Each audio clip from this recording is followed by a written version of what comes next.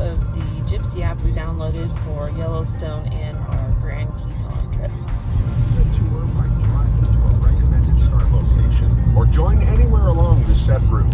You can find where the tour starts details in the Plan Your Trip tabs on the homepage of this tour. Once you're driving on the tour route, commentary will play automatically as our blue dot passes through the audio points shown by the circle and arrow icons on the map. If you need any assistance, check the help menu for simple setup and troubleshooting suggestions. All right, let's go have a fantastic time. So we've already crossed from Montana into Wyoming. No need to adjust your time zone. We'll see the Madison River flowing alongside us for the rest of the way to Madison Junction, where we'll join the Grand Loop Drive. The river has a big reputation for superb trout fishing. It was named for the 4th president. Another president who is well known for his beliefs about preservation and conservation was, ding, ding, ding, that's right, Teddy Roosevelt.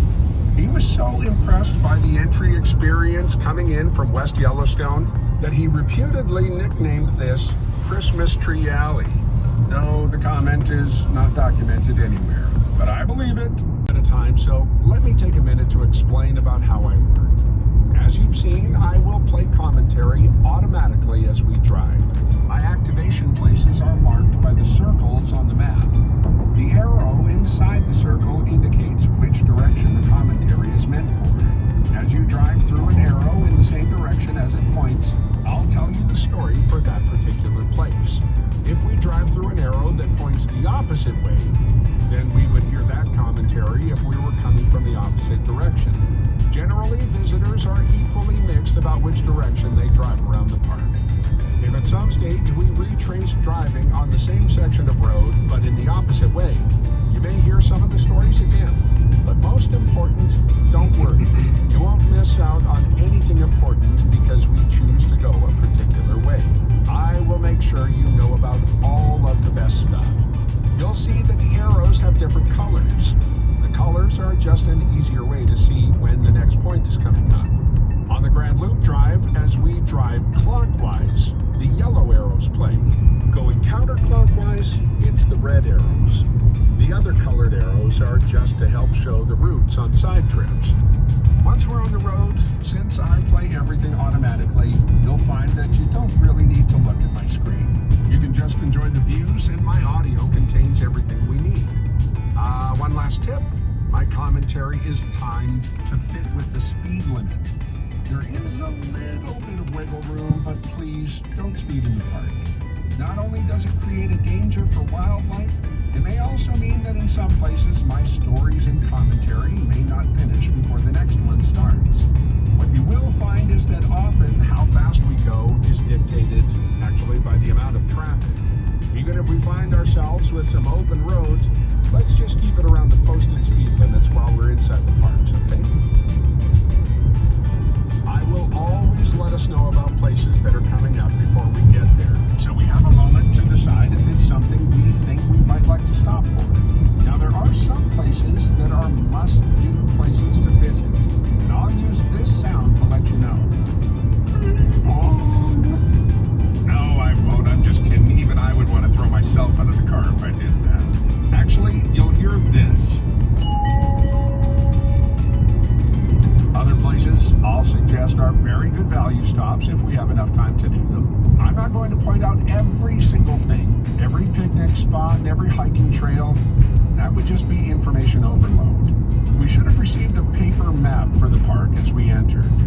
This is a useful resource for knowing where washrooms are located. Also info centers, dining locations, and other stores and services. What I will do is make sure that we definitely know about all the best things that we can experience while we're here. But here's the thing.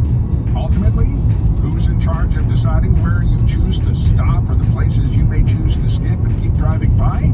Yes, you are. That's especially important if we don't have as much time as we'd like, and we have to be selective about our stops. And things change. The sun might catch a unique view at a particular time of year, or wildlife can be in different areas of the park. So, of course, whenever you see something you like, please just pull over and enjoy that view. If we have an interest in getting on actual hiking trails, I recommend talking to the staff at one of the information centers. They can provide advice about choosing a trail that matches your goals and abilities. They'll have hiking trail maps and advice on trail conditions and even closures due to animal activity. Nothing can be more frustrating to arrive at a trailhead all prepared to take on your hike, only to find that the trail is closed for maintenance or for some other reason. I quite like using specialized hiking apps if I'm doing a longer or out-of-the-way trail. Well, that was the intro to the GyPSy app, which we have been using for our entire trip in Yellowstone thus far, and we've really enjoyed it. He hasn't steered us wrong.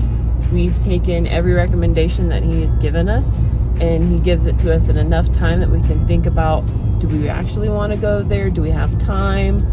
And then along the way, he gives you an ample amount of history about the park itself or how things got its name. And then 2 days ago, he even pointed out something along a ridge line and said, look up and if you can find the moose tree. So it's just different Easter eggs like that. And we've really enjoyed this app, and I just wanted you to know what GyPSy was all about. So on your next adventure, you could use it and you'll enjoy it so much more. Bye.